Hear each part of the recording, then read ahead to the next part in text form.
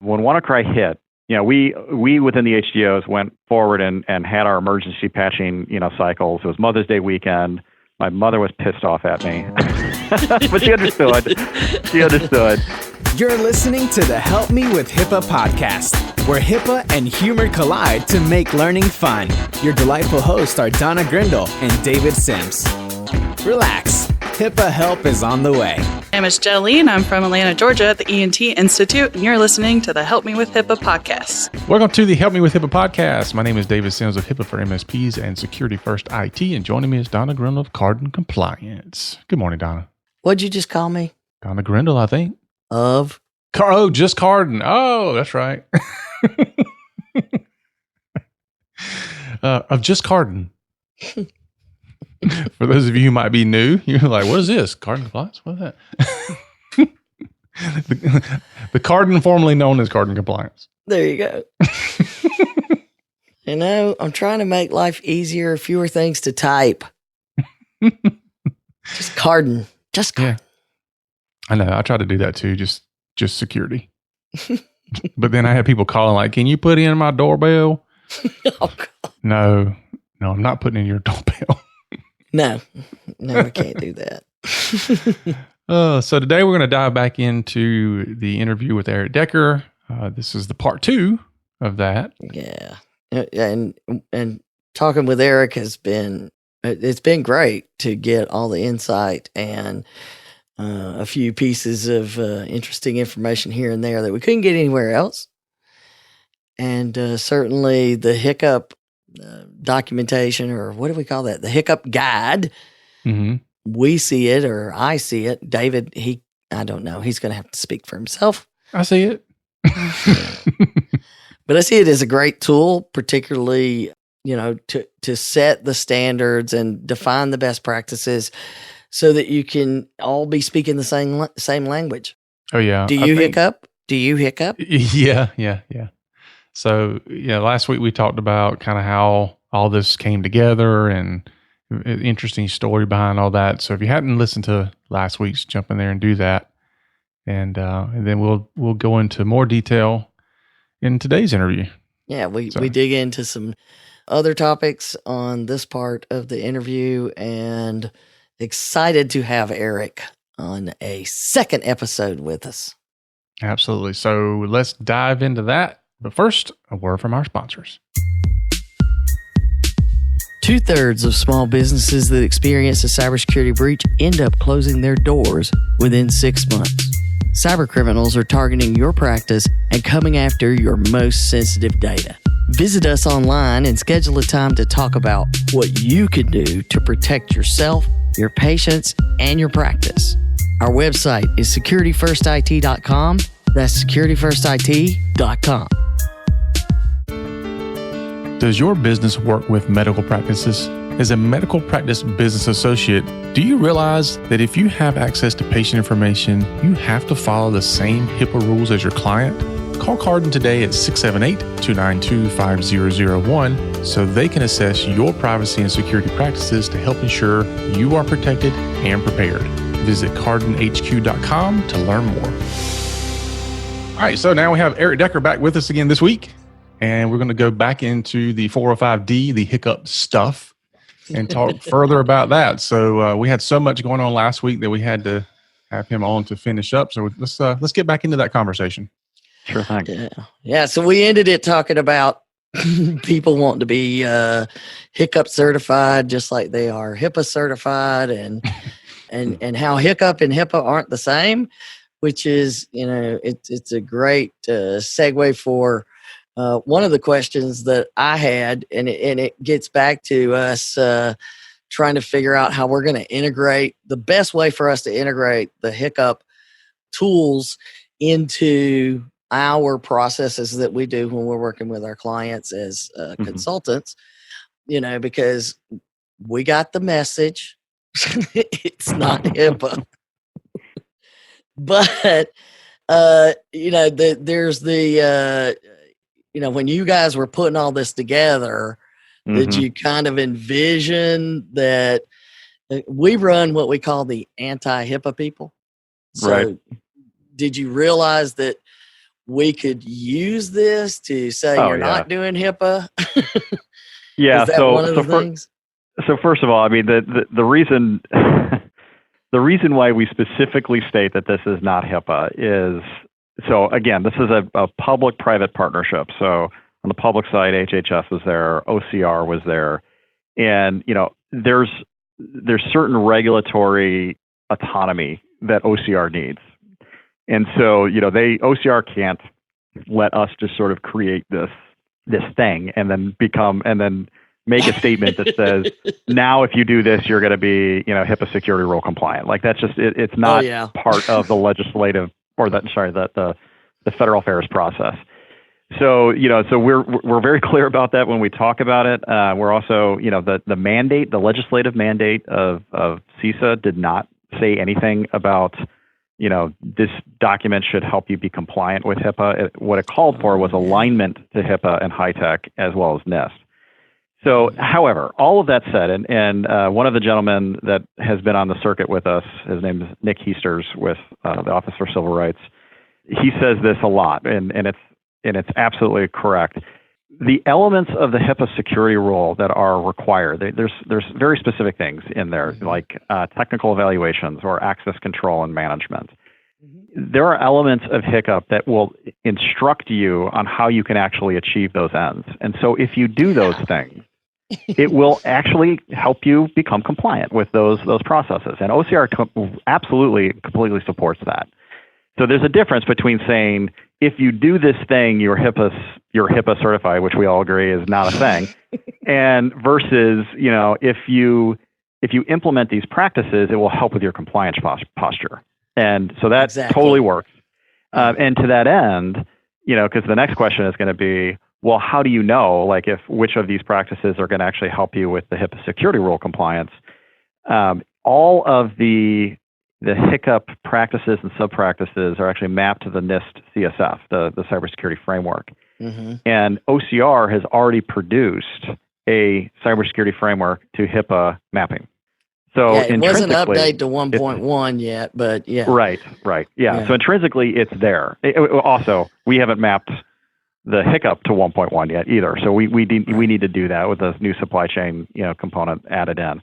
Right. So there is a path that you can pull together and sort of go directly to the HIPAA security rule through that mechanism.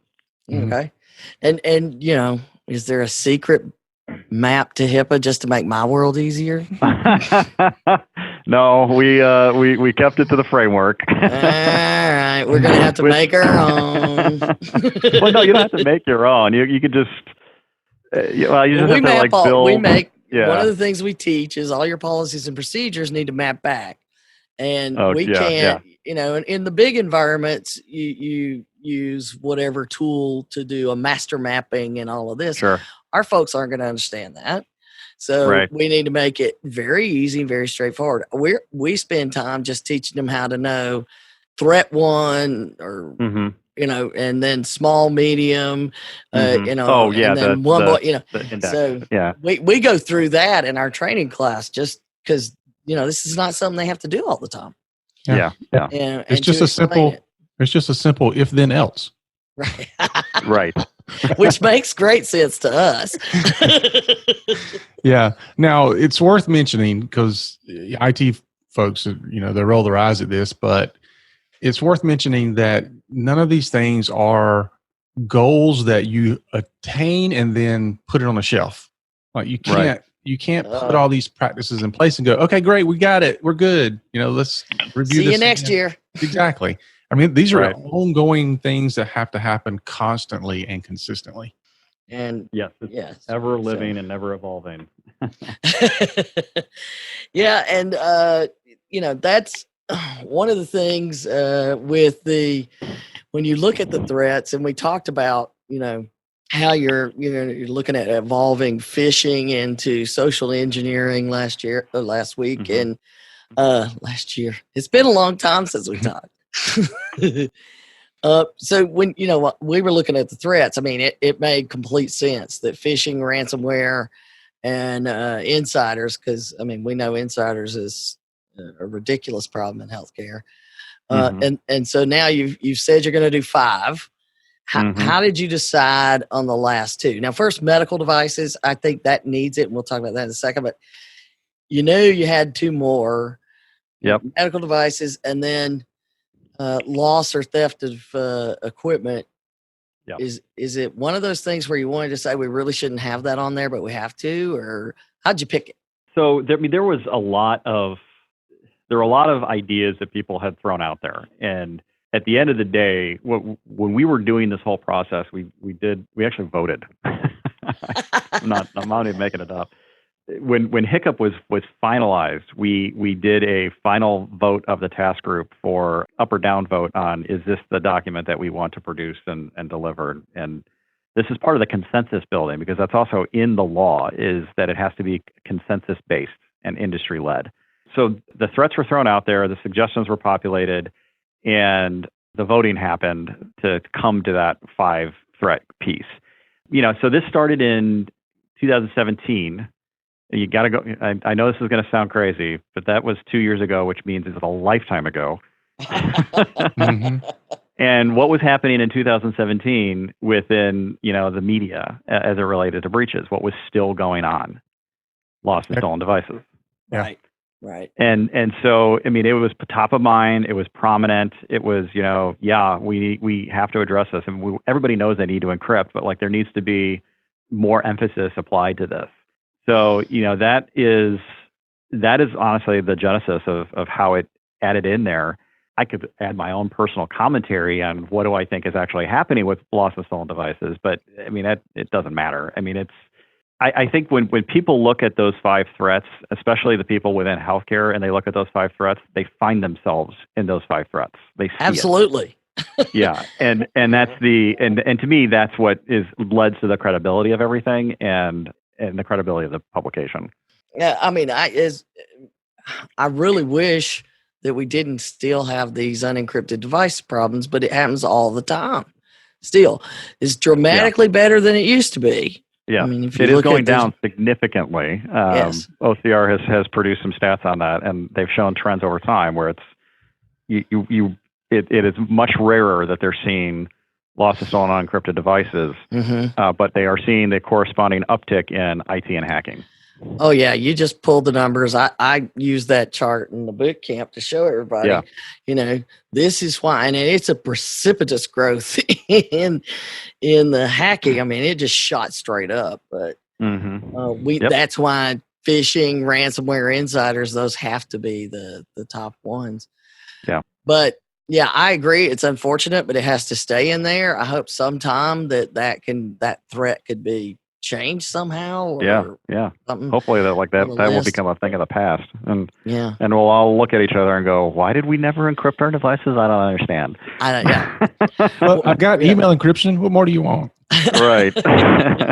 And my password is password 123, but it's encrypted in there. But medical devices, I was really happy to see it be a thing because it doesn't get enough attention in our part of the world, in this SMB world. And it's becoming a bigger and bigger problem. We look at, we had enough of it when Windows XP expired, and now we're going through it with Windows 7. And these vendors are like, we don't guarantee the thing will work if you install any patches. That is correct. And even if we take it to 10, you can't install patches. And, granted, you've got resources and all those, but I know you can't just go, well, here, stroke a check for $80,000 because they don't want us to take that to Windows 10. But in our small environment, we have to be creative in a lot of ways because they can't afford to replace the device. What kinds of things? Often we have conversations with technical folks about what are our options? How can we keep these devices? I recommend things like SneakerNet, but you still have to worry about it. It's only attached by somebody that can plug something in, take something off of it, and take it somewhere else. But you almost have to put it in a dirty machine, and then clean it. So what do you do in how you handle it in your other job, not the HICP job? It's all, so first of all, there's multifaceted responsibilities here. So on the whole med device space issue, again, 3 years ago, we were in a very different place than we are today. And I say this we as a collective industry, we. Mm-hmm. 3 years ago and prior, the hospital organizations, the term that's used is the Healthcare Delivery Organization, or HDO. So I'm going to use HDO as the terminology. The HDOs were fighting with the medical device manufacturers, or the MDMs. And they were saying, this problem is your problem because you're putting us in this position because we can't patch them, we can't upgrade them, we can't do this, it will void the warranty, blah, blah, blah, blah, blah, blah, blah, blah, blah. And so, that was the argument. And then the MDMs would come back and say, well, look, we're building clinically sound devices that absolutely cannot cause harm to the patients. And we can't just willy-nilly tinker with these things. This is not, a general IT platform. And so we've got quality control that we have to go through. And they used to say the FDA won't permit us to patch the device. The FDA came in then and clarified. They're like, no, that's not real. So the MDMs would point to the FDA, and the FDA would say, well, we're bound by what the rules are that they set. Sorry, there's nothing we can do. So the good news is the FDA, the MDMs, and the HDOs all came together, and we started having this conversation. And we had it in DC. Actually, there's 2 roundtables that I was part of in DC where. Hosted by Energy and Commerce. These were not members, so there's not congressmen or congresswomen that were there, run by the staffers. And the industry came in and said, and hashed out the issues. This is the bloody problem. And, so we have to get to a better place. The FDA understands it. They understand the issues around legacy, like the second that one of these medical devices comes into the environment, it's suddenly a legacy device. They understand the issue that the MDMs can't just willy-nilly change these things. So the tone changed entirely, which was really good. I think one of the precipitous facts to that as well was the pre-market guidance that the FDA produced, as well as the post-market guidance that they produced within the last several years, and the update to pre-market guidance that's just coming forward right now. And the FDA has also hosted town hall meetings in Silver Spring, to bring all these people together to talk about these issues. Now, we still have the reality, though, which is, you've got a device that is potentially connected to a patient, and certainly if it's connected to a patient, that makes it even more, risky, or implanted into a patient.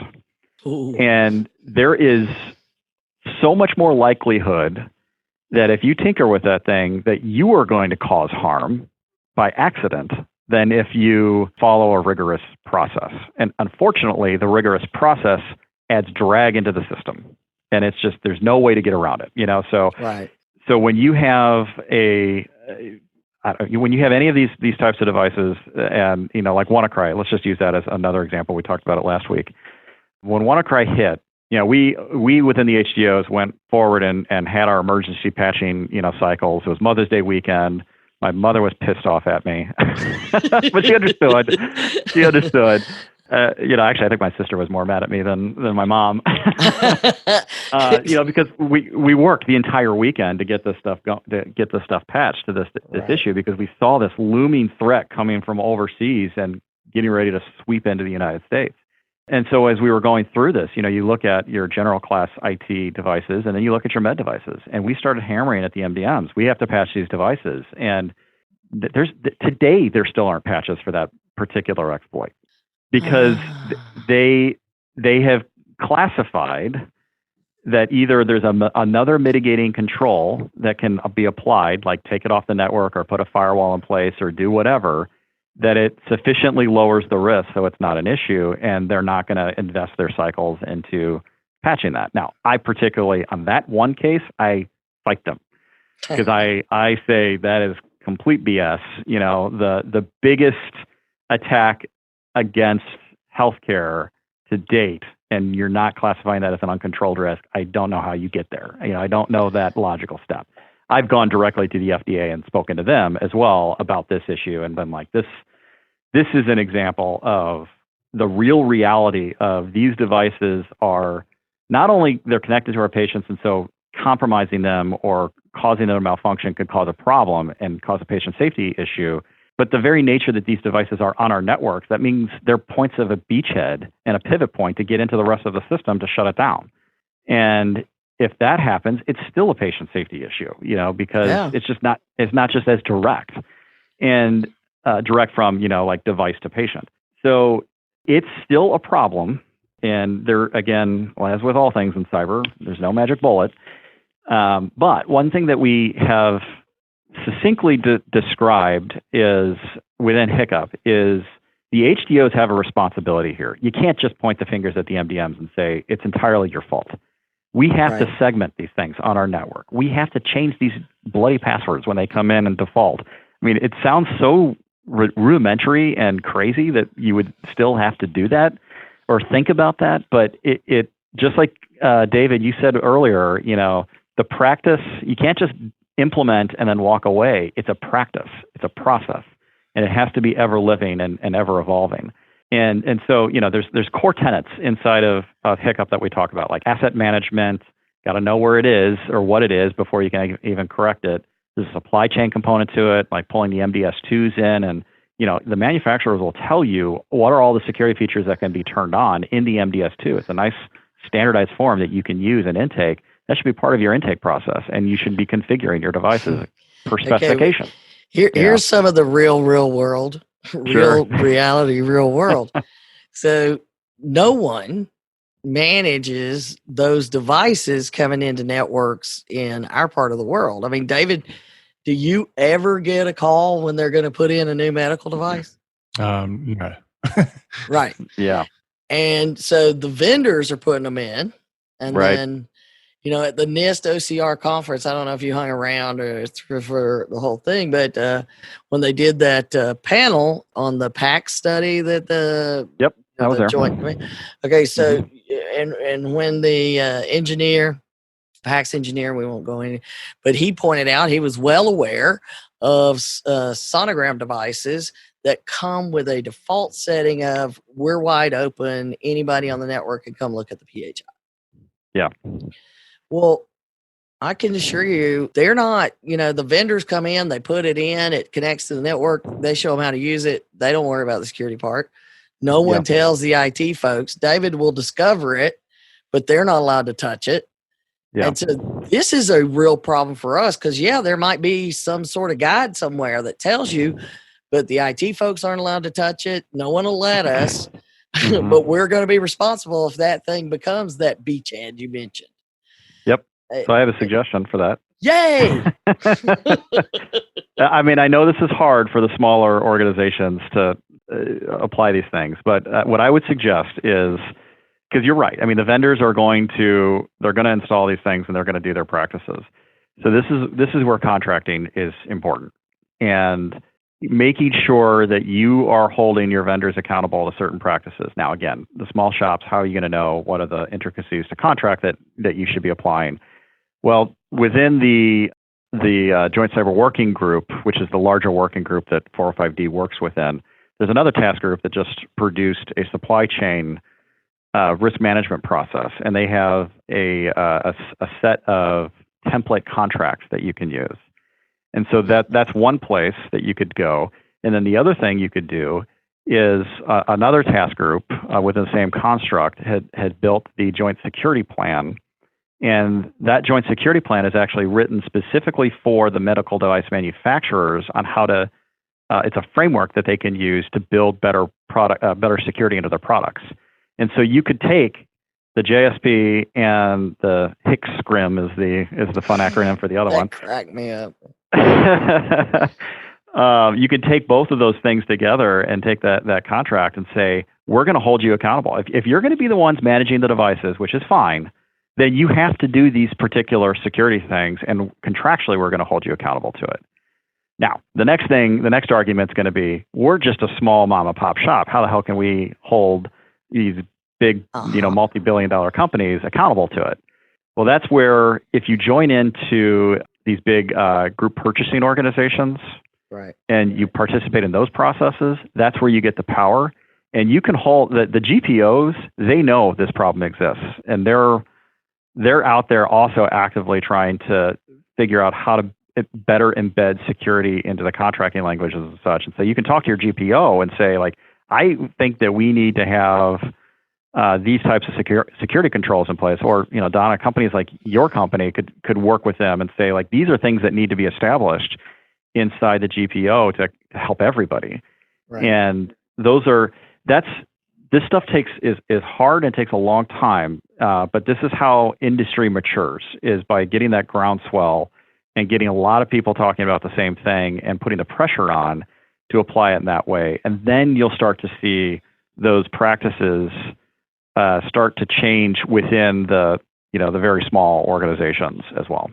Yeah. And I think that we need to come up with some ways to, give, because essentially David should be able to do the same thing to say in his contracts, if you're sticking these things out here, I'm not going to be responsible for, what those do, because all these BAAs today say that there's all this indemnification that if anything on the network, it's going to end up coming back on them.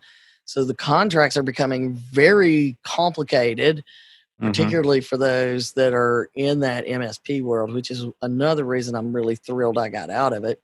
I'm sorry, David. But, we work with a lot of different IT companies helping them navigate this.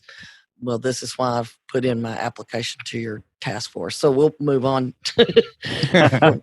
from that. I did all the paperwork because there's so many things we see from our perspective that the physician's office themselves don't even know really is going on in the background. Yeah, right. And so we have a unique view of it. But you brought up HICSCRIM, which first of all, that's just fun to say. SCRIM. And I love the fact that it said it's particularly targeted at small to mid-sized health organizations. Yep. Although the minute I started reading it, I'm like, I'm glad I can understand this, but I know they're not gonna. Which, again, that's, just job security for me. And we're going to dig deeper into it and do a whole episode on it, just like we did our original episode on HICCUP when it came out, and trying to spread the word. But one of the things I did notice, and you kind of referred to it, is that the template contract that they included is in the appendix. It did reference, the 10 practices and sub-practices, basically, right out of HICCUP.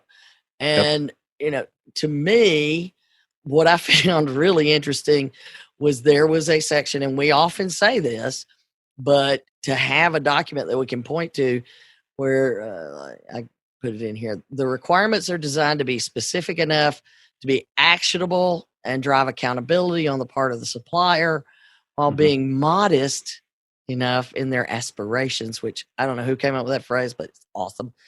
That they represent a minimum level of security good practice any organization of any scale should be able to meet if the supplier you're working with is unable or unwilling to meet the requirements articulated in this template. And then this is the best part. That may be an indicator of their scale or level of maturity and consequently may be a cause for concern. Yep. Preach it. Hello. Preach it. And I do also like that it says minimum level of security.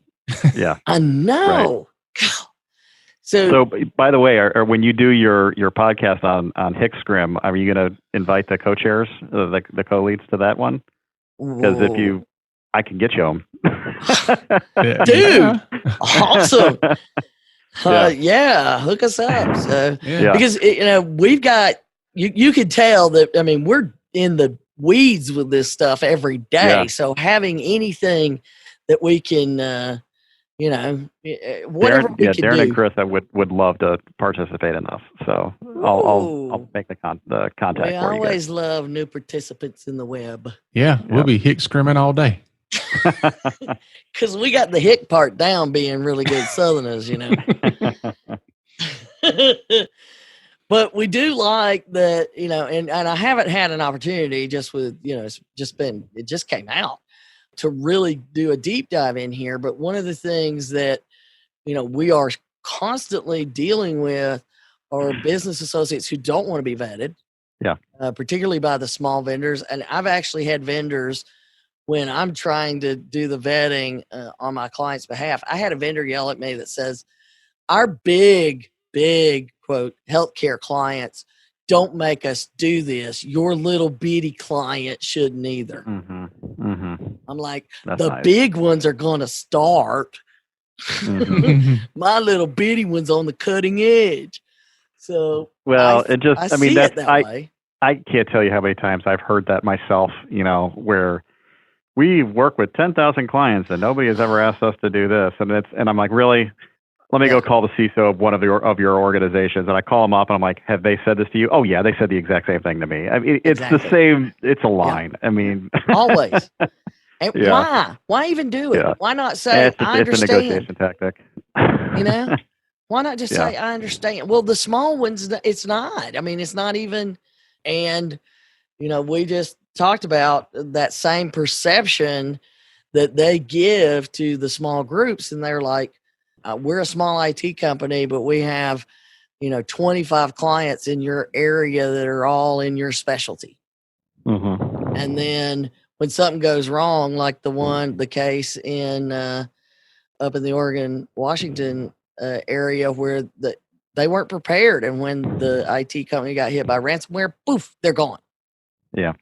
That literally just left them, all of them locked down. And so for us, we believe that, these practices, no matter how small, have the right to ask these things. Oh, absolutely. And so having this, where they've given us this example contract, which of course, again, does not mention BAAs. It's I didn't read all the many times it told us it wasn't HIPAA, but we all know. Could you envision this and from your own, because you're in this world, this is your job. Do you envision including this in contracts along with BAA kind of language, or a separate type of contract? I'm trying to figure out how, the intent is to bring this in, because, these folks are also going to be BAs. We know it, almost all of them. Yeah. And so, I mean, honestly, so first of all, the people that wrote HICSCRIM, we collaborated with them from a 405D perspective before that document was produced to make sure that we were aligned. So go figure, we're all talking with one another.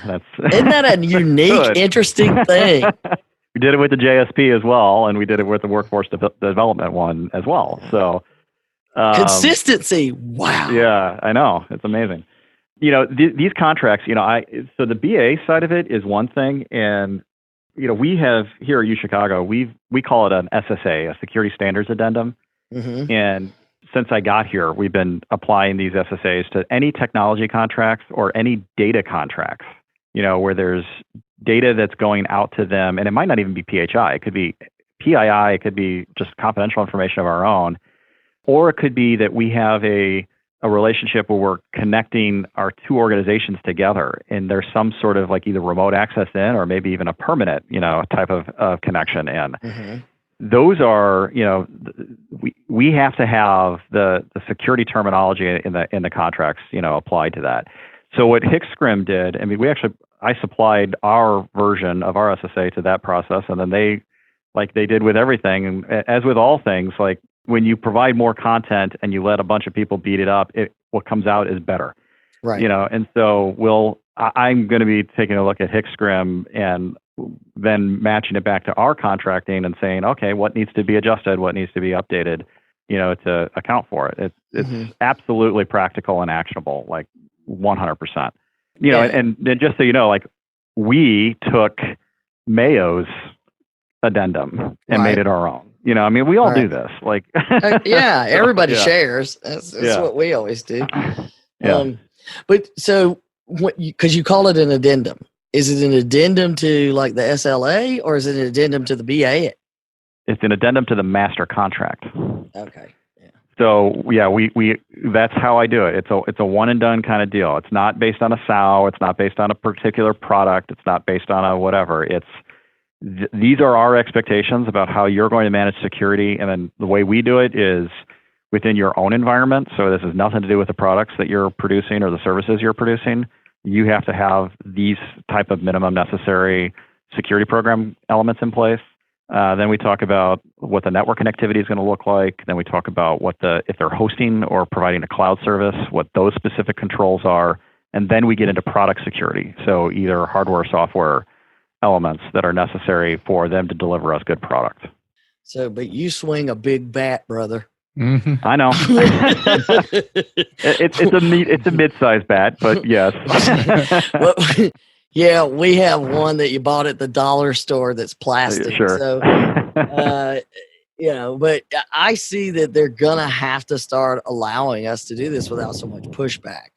Yeah. And I love the idea of using HICP as that reference, because again, so many of them will. What is it, David? You sign the BAA and that's all you got to do. Oh yeah, I hear that all the time. That's it. Paperwork. You just sign it, and then you ask them, "Do you follow the security rule?" And they're like, "Not applicable." But that's what the BAA says. At least in the world where we're trying to make a change. Change. The ability to point to HICP and not have somebody say, HIPAA's gray. It's you can interpret it. That's the one I don't get. Is it's interpretation. It's subjective. It's this. No, it's pretty straightforward as far as I'm concerned. It's easy to determine what's reasonable and appropriate, unless you're unreasonable or inappropriate. And sometimes we do that, but just not in business. But I definitely see it as a growing value, and we're trying to figure out what we can do, in our world to promote it more and bring it into a broader discussion in the SMB world. And I know you guys have some other your phases that are coming. So you've got waves. I'm sorry, waves. Mm-hmm. Waves, yes. Yes, waves. Those are really cool. That's cooler than phases. Although it does sound like it's a military plan. But so you mentioned that last week. Let's go into that a little bit more and talk about where you guys are going and what kinds of things maybe we could do to help spread the word or bring in more of these tools, because I think it's absolutely a fantastic opportunity to help cybersecurity in healthcare, and that's what it was intended for. Congratulations on actually achieving that. Now, can we make people use it? Yes. Yeah. So the waves I mentioned last week. There's supplemental materials. There's essentially a Cliff Notes version of HICP coming out based on the type of role that you are. So if you're a clinician, a nurse, a practice manager, we're giving you sort of a README guide and a jumpstart into like what are the various pages that you should look at, for the publication. That's coming out by the end of this year, and there's also going to be for the technical people, a threat to practice mapping. So each of the practices and sub-practices either directly, indirectly, or do not directly manage a threat. And so we pulled those mappings together so that you can go all the way up to, if I want to hit phishing first, what are the things that I should look at, to start improving my mitigation posture to phishing. Mm-hmm. So that's coming out by the end of the year. Wave 2 is focusing on updating to HICP, as we talked about last week.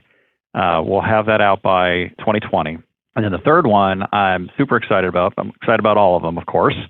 This is a brand new set of materials, and this is probably not going to be for the SMB space, but it's cybersecurity as a component of enterprise risk management and how that fits. And so this toolkit is going to give CISOs some tools to use on how they communicate with the board about risk, how to tie in cyber into the organization's greater enterprise risk management strategy. What are some of the metrics and reports that should be used, as a component of all of that, how it ties back to the greater risk management plan. It's not going to be here's how you conduct a risk analysis and risk management exercise. We've stayed away from that just because there's too much variance in the space right now to try to standardize it.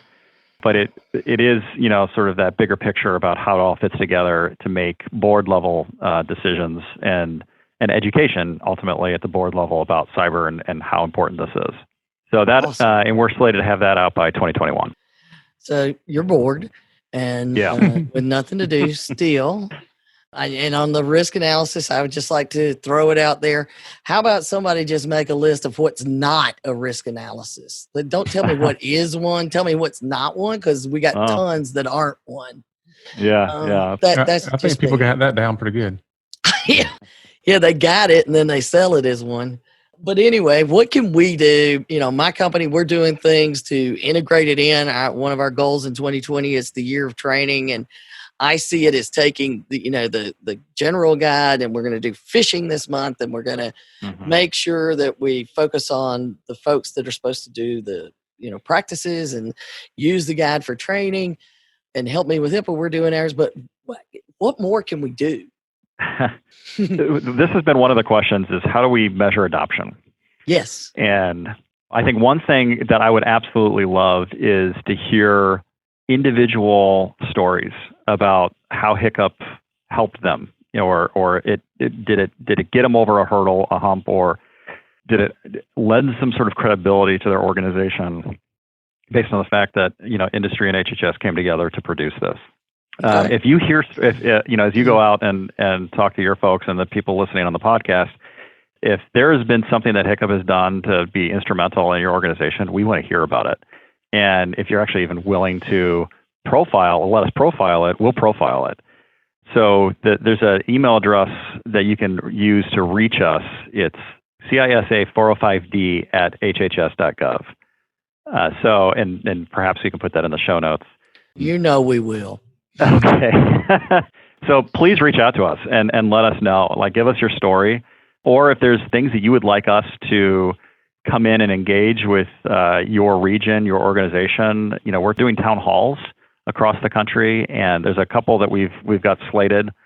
We've just finished one here in Chicago. We're going to be in New York as well. There's, I think, some folks in South Carolina or North Carolina that are looking at doing one. And so we're looking for opportunities there. So please let us know if you'd like to have us come in and help you, or if there are guides that you think that would be helpful, that would help make this more meaningful, because there's a whole team that has been, established that can work on churning out content as well to deliver that.